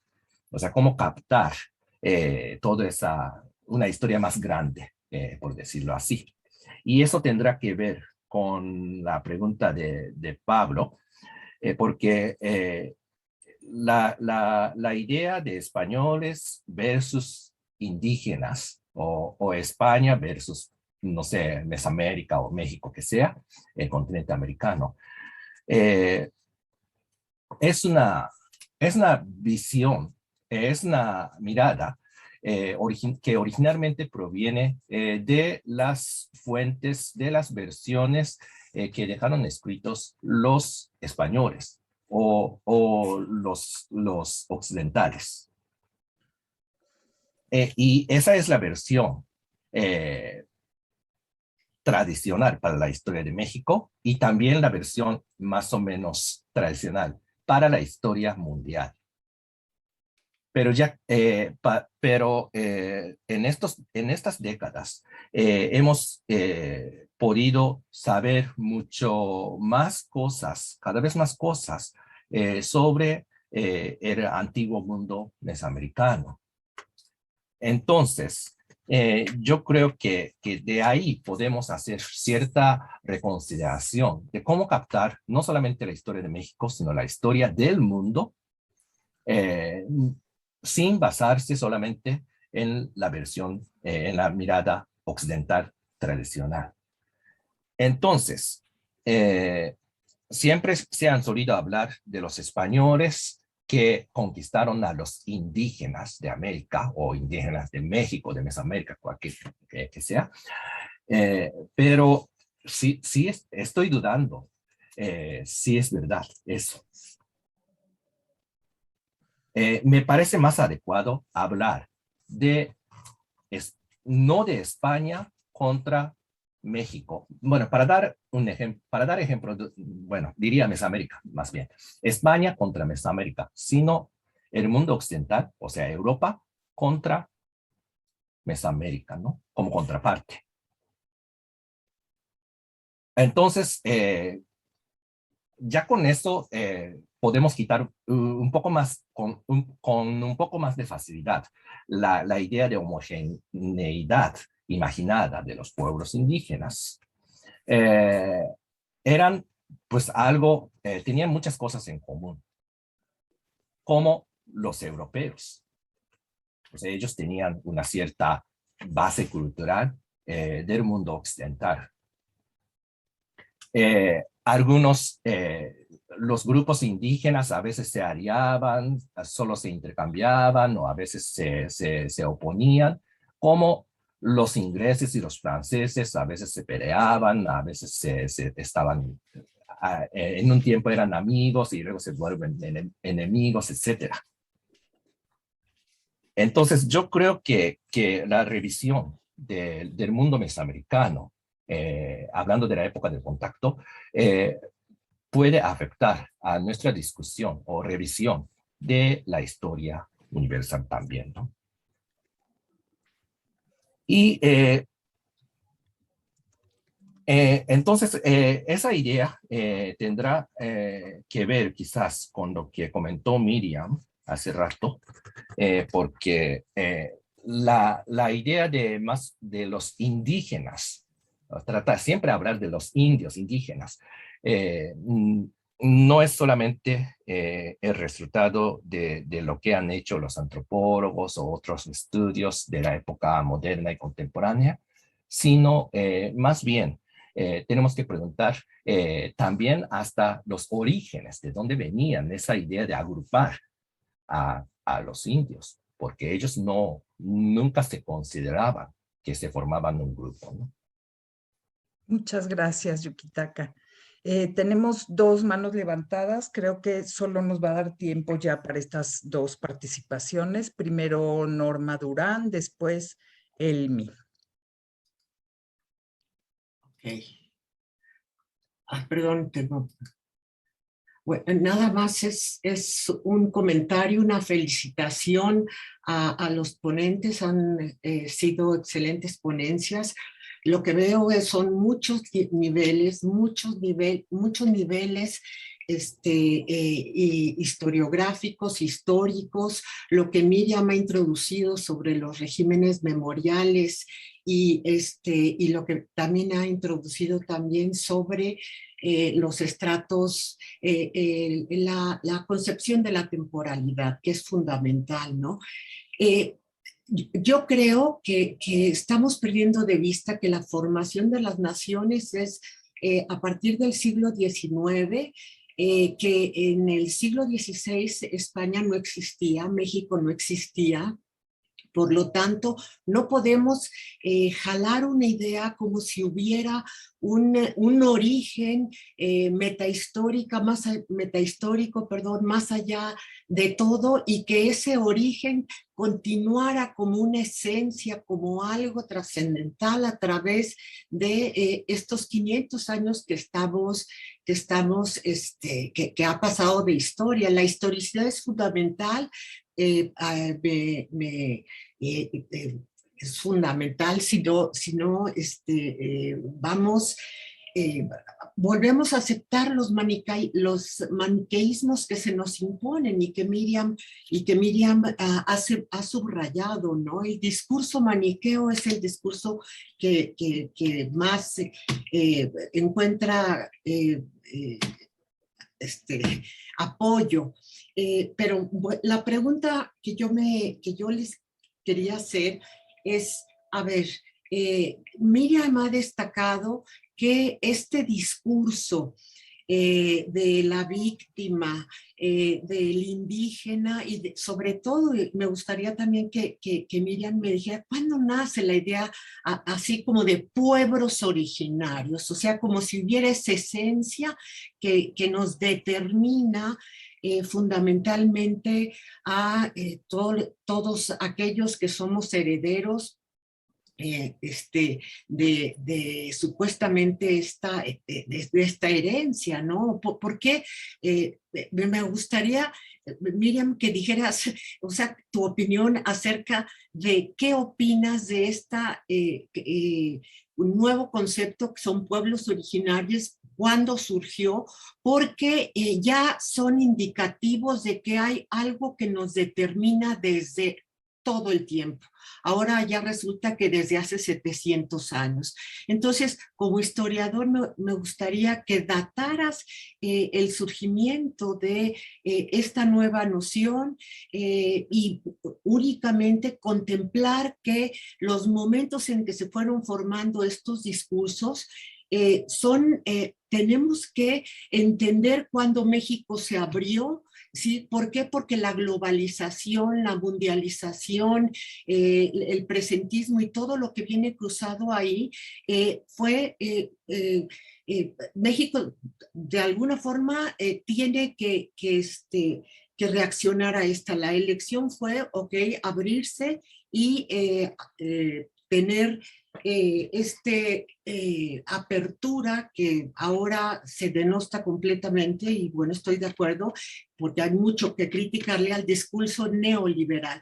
Sin embargo, este discurso neoliberal que Miriam ha datado con desde los 90s con Fox y todo, resulta que viene a ser el mismo discurso construido, maniqueo, que se está hoy, es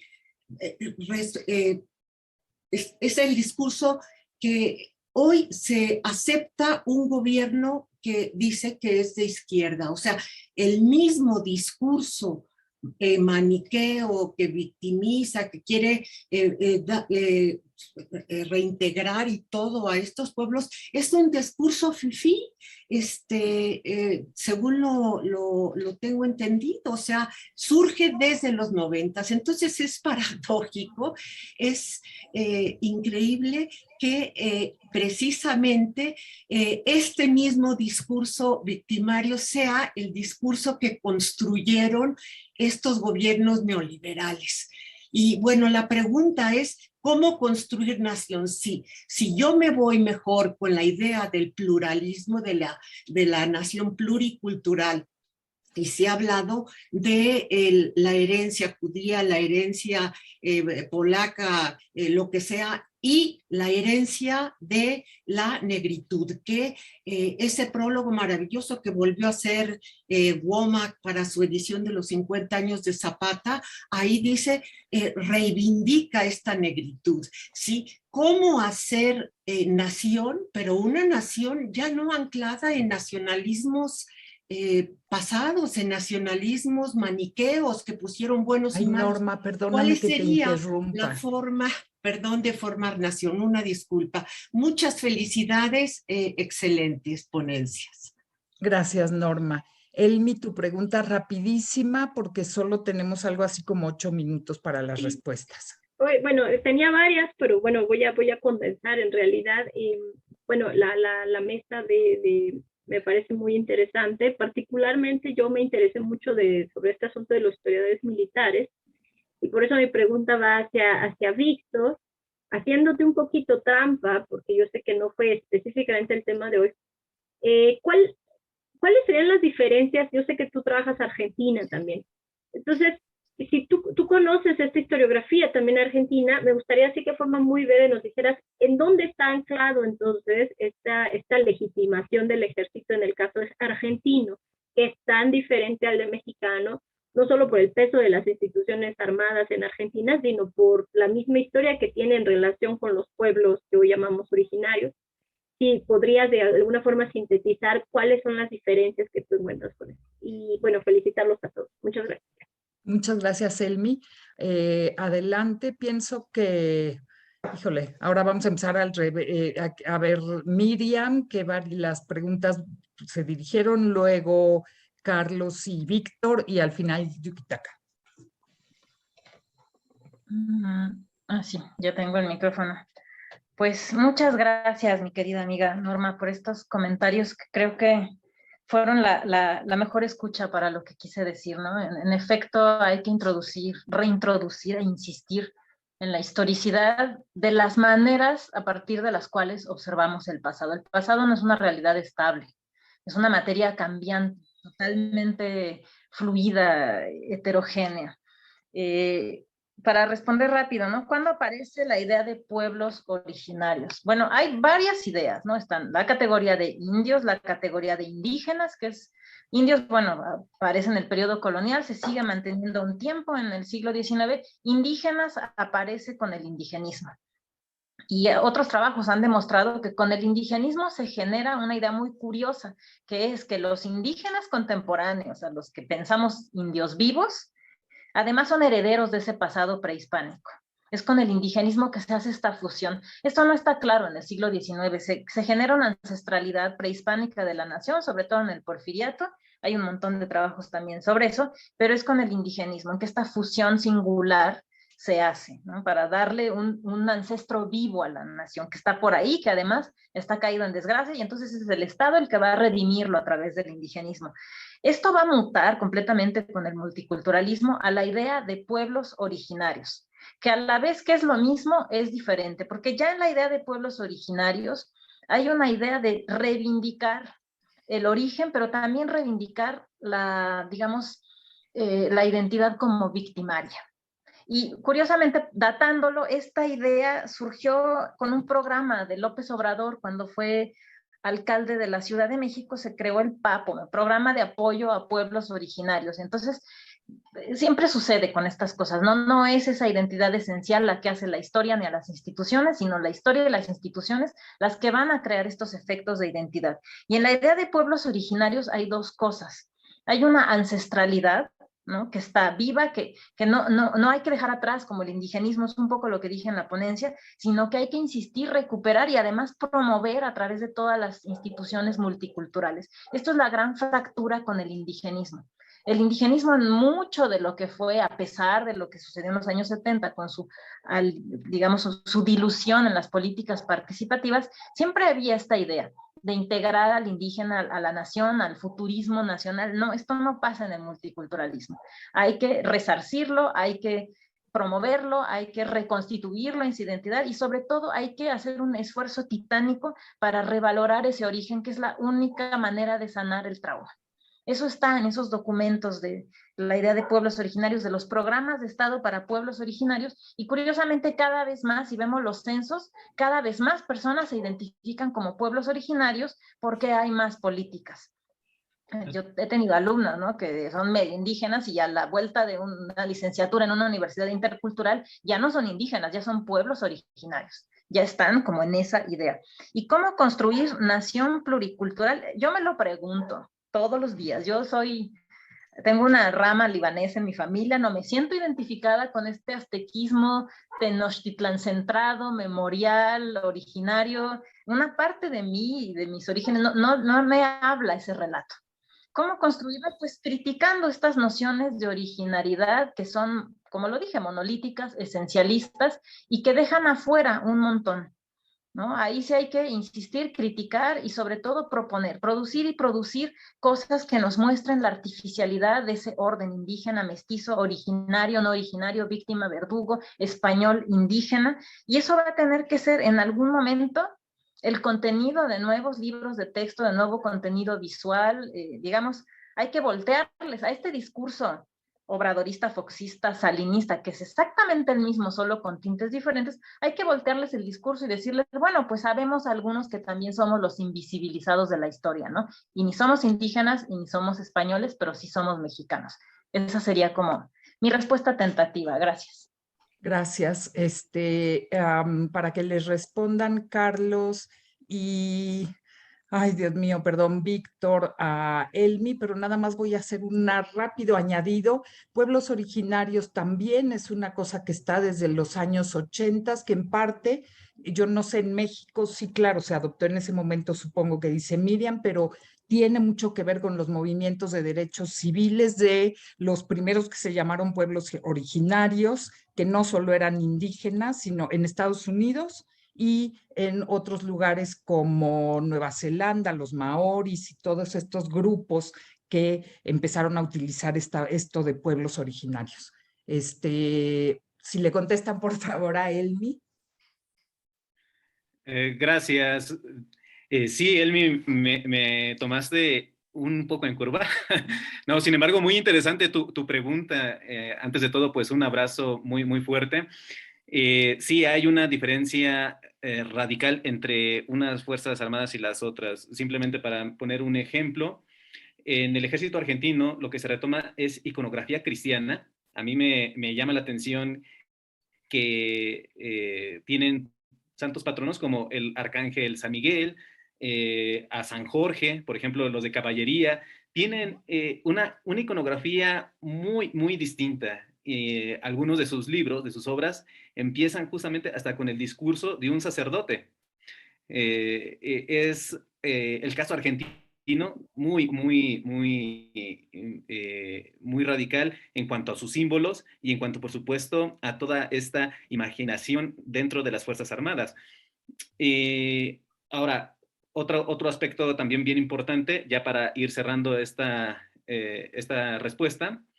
En México, por lo regular, las obras históricas comienzan desde el México prehispánico hasta la actualidad. Y en Argentina, por lo regular, empiezan, cuando hablan acerca de una historia institucional, empiezan primero a hacer una referencia hacia las instituciones europeas y después abarcan las locales, porque para ellos, pues su origen está en la independencia. Es como empieza para ellos su discurso histórico, mucho más centrado en el movimiento de Mayo y por supuesto en las guerras decimonónicas, muy, muy, muy acortado hacia esos fenómenos. Pero bien, pues muchas gracias, Elmi, por hacerme pensar en esta cuestión comparativa. Y bueno, pues le doy la palabra a Yukitaka para que vayamos cerrando, pero en otro momento con unas cervezas lo podemos discutir un poco más ampliamente. Cuídate mucho. Y yo creo que Ya sí. nos pasamos Gracias. 2 minutos, tienes unos 5 para Rapidísimo. que ya podamos cerrar la mesa porque vienen otras. Sí, bueno, muchas gracias y yo aprendí mucho de las otras dos ponencias y las discusiones que hemos tenido y especialmente, bueno, discutimos de varias ideas, conceptos, pero en contextos políticos y económicos de cierta época, como el sexenio, por ejemplo, y combinar eso con el contexto que, digamos, más largo de la historia. Yo vi mucha necesidad y compatibilidad para la discusión en ese punto. Y también yo quiero comentar que vi en esta sesión, vi muchas posibilidades y potencial para el estudio del México actual, porque México multilingüe, multiétnica, multicultural, está, yo creo, en un gran experimento. Todavía hay tantos países en el mundo en este momento que siguen creyendo, o muchas veces los gobiernos siguen sosteniendo las antiguas versiones de la historia de sus países como si fueran de más o menos de un solo origen. Entre ellos Japón también. Pero México es un país en este sentido muy avanzado en cuanto a eso, porque ya ha ido mucho más allá, por lo menos está en el nivel para comenzar a discutir de eso. Entonces, bueno, yo quiero ir aprendiendo mucho más y ir viendo qué va a pasar para la construcción o reconstrucción de la identidad de los mexicanos. Muchas gracias, Yukitaka. Muchas gracias a todos los presentes. Voy a tener que cerrar porque ya nos pasamos del tiempo. Creo que ha sido una mesa muy productiva, de verdad. Gracias a los ponentes, gracias a los asistentes. Y pues nos vemos. Ojalá en alguna de las siguientes mesas. Felicidades. Hasta luego. Hasta luego. Luego, muchas gracias. Norma Garduño, ¿qué hago? ¿Nada más me salgo? René. Doctora, no hay necesidad de salirse. Ya comenté con el ingeniero Figueroa, va a dejar la sesión abierta, solo se bloqueará el sonido para nuestro receso de comida. Ok. A las 3 de la tarde nos vemos para la siguiente mesa en esta misma sesión. ¿A las qué? 3 de la tarde comenzamos la mesa 3 del día. De acuerdo. Monumentos, antimonumentos y políticas de memoria. Y va a estar la sesión abierta, nada más para que nos habilitemos video y sonido a las 3 de la tarde. ¿A las 3 en punto o 5 minutos antes? Si gusta 5 minutos antes, yo le avisaré sí, porque yo modero. Okay. Al ingeniero sí. Figueroa para que estemos todos listos. Perfecto. Gracias. Muchas gracias. Tenemos un ratito. Aprovecho a todos. Por subtítulo La conmemoración histórica y cívica a la luz del siglo